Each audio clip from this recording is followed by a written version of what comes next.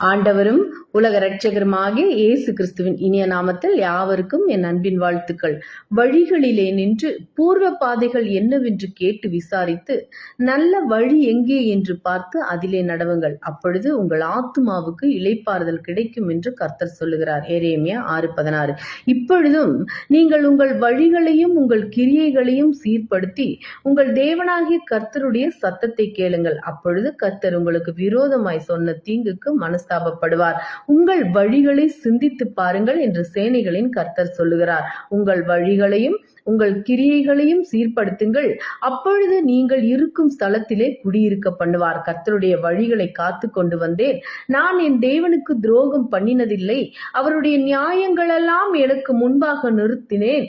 நான் அவருடைய பிரமாணங்களை விட்டு விலகாமல் அவர் முன்பாக மன உண்மையாயிருந்து என் துர்க்குணத்துக்கு என்னை விலக்கி காத்து கொண்டேன் என்கிறார் தாவீது. நம்முடைய ஆவிக்குரிய வழிகளை சற்றே ஆராய்ந்து பார்ப்போம். கர்த்தருக்குள் இருக்கிறேன் என்று வெறும் வாயினால் அறிக்கை பண்ணாமல் கிரியைகளினாலே செயல்படுத்துவோம். தேவன் நம்மில் வாசமாய் உள்ளாரா? ஆவியானவர் நம்மை நடத்துகிறாரா? அல்லது மனுஷீக ஆவி நம்மை ஆளுகை செய்கிறதா என நம்மை சற்றே ஆராய்ந்து பார்ப்போம். உண்மையான இரட்சிப்பிலே இருக்கிறோமா? ஆவியின் அபிஷேகம் பெற்றுள்ளோமா? பெற்றதான அபிஷேகத்தை அனல் மூட்டுகிறீர்களா? அவரோடும் சமாதானத்தை கடைபிடிக்கிறீர்களா? அல்லது உலக காரியத்திலே கவனமாய் இருக்கிறீர்களா?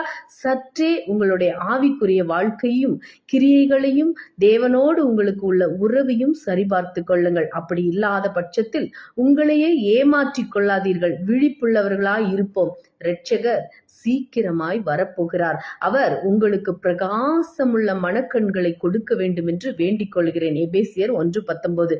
தேவனுடைய சாயலாய் இருக்கிற கிறிஸ்துவின் மகிமையான சுவிசேஷத்தின் ஒளி அவிசுவாசிகளாகிய அவர்களுக்கு பிரகாசமாய் இராதபடிக்கு இப்பிரபஞ்சத்தின் தேவனவன் அவர்களுடைய மனதை குருடாக்கினான். தம்முடைய வல்லமையின் மகா மேன்மையான மகத்துவம் இன்னதென்றும் நீங்கள் அறியும்படிக்கு அவர் உங்களுக்கு பிரகாசமுள்ள மனக்கண்களை கொடுக்க வேண்டும் என்று வேண்டிக் கொள்கிறேன் என்கிறார் பவுல் அப்போஸ்தலன். கர்த்தருடைய பிள்ளைகளான நம் அனைவரின் ஆவிக்குரிய கண்கள் திறக்கப்பட வேண்டும். அப்பொழுதுதான் நாம் பெற்றதான வரங்களையும் வல்லமைகளையும் தரிசனங்களையும் வெளிப்பாடுகளையும் ஊழியங்களையும் அபிஷேகத்தையும் உபயோகப்படுத்த முடியும். ஆவிக்குரிய கண்கள் திறக்கப்படாமல் போனால் பின்ன எப்படி தேவ தரிசனங்களை பார்க்கவும் ஆராயவும் முடியும்? நம் கையிலே கொடுக்கப்பட்ட ஆடுகளை மேய்க்க முடியும். தரிசனம் இல்லாத இடத்தில் ஜனங்கள் விழுந்து போவார்கள் என்று சாலமோன் ராஜா கூறுகிறார். சொப்பனங்கண்டேன் என்று என் நாமத்தை சொல்லி பொய் தீர்க்க தரிசனம் உரைக்கிற தீர்க்க தரிசிகள் சொல்லுகிறதை கேட்டேன் என்று கர்த்தர் சொல்லுகிறார். எப்படியெனில் தேவ மனுஷனின் ஆவிக்குரிய கண்கள் திறக்கப்படாவிடில் மாம்சத்திலே காண்கிற சொப்பனமும் தரிசனமும் பொய்யாகத்தான் இருக்கும். ஆகவே விசுவாசிகளே, ஊழியர்களே, உங்களுடைய ஆவிக்குரிய கண்கள் திறக்கப்பட இப்பொழுதே உபவாசித்து ஜெபியுங்கள். அப்பொழுது உங்களுடைய ஊழியத்தில் அனல் பறக்கும். வைராக்கியமும் விரோதமும் எங்கே உண்டோ அங்கே கலகமும் சகல துர்ச்செய்கைகளும் உண்டு. யாக்கோபு 3:16. 6 காரியங்களை கர்த்தர் வெறுக்கிறார், 7 அவருக்கு அருவருப்பானவைகள். அவையாவன: மேட்டுமையான கண், பொய் நாவு, குற்றமற்றவர்களுடைய இரத்தம் சிந்தும் கை, தூராலோசனையை பிணைக்கும் இருதயம், தீங்கு செய்வதற்கு விரைந்தோடும் கால், அபத்தம் பேசும் பொய் சாட்சி, சகோதரருக்குள்ளே விரோதத்தை உண்டு பண்ணுதல் ஆகிய இவைகளே. நல் விஷயத்தில் வைராக்கியம் பாராட்டுவது நல்லதுதான், அதை எப்பொழுதும் பாராட்ட வேண்டும். உன்னிடத்தில் நீ அன்பு கூறுவது போல பிறனிடத்திலும் அன்பு கூறுவாயாக என்று வேத வாக்கியம் சொல்கிற ராஜரீக பிரமாணத்தை நீங்கள் நிறைவேற்றினால் நன்மை செய்வீர்கள். பட்சபாதம் உள்ளவர்களாய் இருப்பீர்களானால் பாவம் செய்து மீறினவர்கள் என்று நியாய பிரமாணத்தால் தீர்க்கப்படுவீர்கள். ஏனென்றால் இரக்கம் செய்யாதவனுக்கு இரக்கமில்லாத நியாய தீர்ப்பு கிடைக்கும். நியாய தீர்ப்புக்கு முன்பாக இரக்கம் மேன்மை பாராட்டும். அப்படியே விசுவாசமும் கிரியைகள் இல்லாதிருந்தால் தன்னில் தானே செத்ததாயிருக்கும். உங்கள் இருதயத்திலே கசப்பான வைராக்கியம் விரோதத்தையும் வைத்தீர்களானால் நீங்கள் பெருமை பாராட்டுதிருங்கள். இருங்கள். சத்தியத்துக்கு விரோதமாய் பொய் சொல்லாமலும் இருங்கள். உம்ரியின் குமாரனாகிய ஆகாப் தனக்கு முன்னிருந்த எல்லாரை பார்க்கிலும் கர்த்தரின் பார்வைக்கு பொல்லாப்பானதை செய்தான். 1 ராஜாக்கள் 16:30.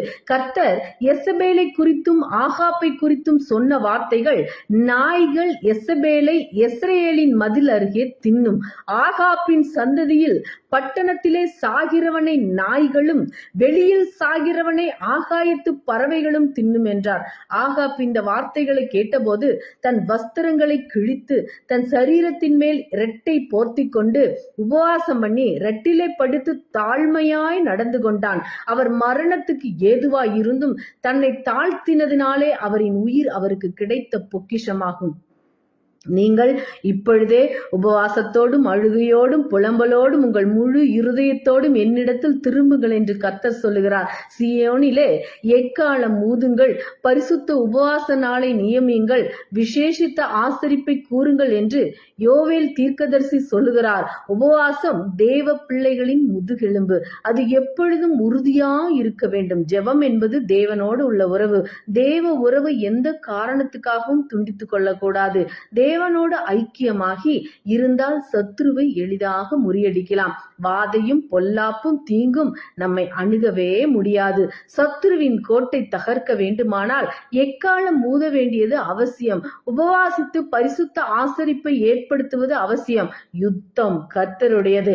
நாமோ உபவாசத்திலும் ஜெபத்திலும் வேத வாசிப்பிலும் தேவ பிரசன்னத்திலும் அமர்ந்திருப்பது மிக மிக அவசியம். அப்பொழுது தேவன் உங்கள் விண்ணப்பத்திற்கு பதில் கொடுப்பார். கடினமான காரியத்தை என்னிடத்திலே கொண்டு வா, நான் வழக்காடுவேன் என்று கர்த்தர் சொல்லுகிறார். ஆதலால் நம் பிரச்சனையை கர்த்தரிடத்தில் சமர்ப்பிப்போம். அவரே நம் அனுகூலமான ஜெய பலமானவர். ஏற்ற காலத்திலே தேவன் உங்களை உயர்த்தும்படிக்கு அவருடைய பலத்த கைக்குள் அடங்கியிருங்கள். 1 பேதுரு 5:6. நீ கர்த்தருக்கு காத்திருந்து அவருடைய வழியை கைக்கொள். அப்பொழுது நீ பூமியை சுதந்திரித்துக் கொள்வதற்கு அவர் உன்னை உயர்த்துவார். துன்மார்க்கர் அறுப்புண்டு போவதை நீ காண்பாய். உங்களுக்குள்ளே யுத்தங்களும் சண்டைகளும் எதினாலே வருகிறது? உங்கள் அவயவங்களில் போர் செய்கிற இச்சைகளினால் அல்லவா? நீங்கள் விண்ணப்பம் பண்ணியும் உங்கள் இச்சைகளை நிறைவேற்றும்படி செலவழிக்க வேண்டுமென்று தகாத விதமாய் விண்ணப்பம் பண்ணுகிறபடியினால் பெற்றுக்கொள்ளாமல் இருக்கிறீர்கள். மனுஷனுக்கு தன் வாய் மொழியினால் மகிழ்ச்சி உண்டாகும். ஏற்ற காலத்தில் சொன்ன வார்த்தை எவ்வளவு நல்லது.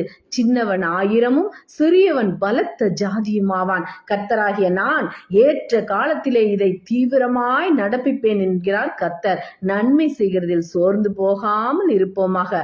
நாம் தளர்ந்து போகாதிருந்தால் ஏற்ற காலத்தில் அறுப்போம். தீங்கு நாளில் அவர் நம்மை தம்முடைய கூடாரத்தில் மறைத்து நம்மை தமது கூடார மறைவிலே ஒளித்து வைத்து நம்மை கன்மலையின் மேல் உயர்த்துவார். உங்களிடத்தில் உள்ள தேவனுடைய மந்தையை நீங்கள் மேய்த்து கட்டாயமாய் அல்ல, மனப்பூர்வமாயும் அவலட்சணமான ஆதாயத்துக்காக அல்ல, உற்சாக மனதோடும் அந்தபடியே இளைஞரே மூப்பருக்கு கீழ்ப்படியுங்கள். நீங்கள் எல்லாரும் ஒருவருக்கொருவர் கீழ்ப்படிந்து மனத்தாழ்மையை அணிந்து கொள்ளுங்கள். பெருமையுள்ளவர்களுக்கு தேவன் எதிர்த்து நிற்கிறார், தாழ்மையுள்ளவர்களுக்கோ கிருபை அளிக்கிறார். அவர் உங்களை விசாரிக்கிறவர் ஆனபடியால் உங்கள் கவலையெல்லாம் அவர் மேல் வைத்து விடுங்கள்.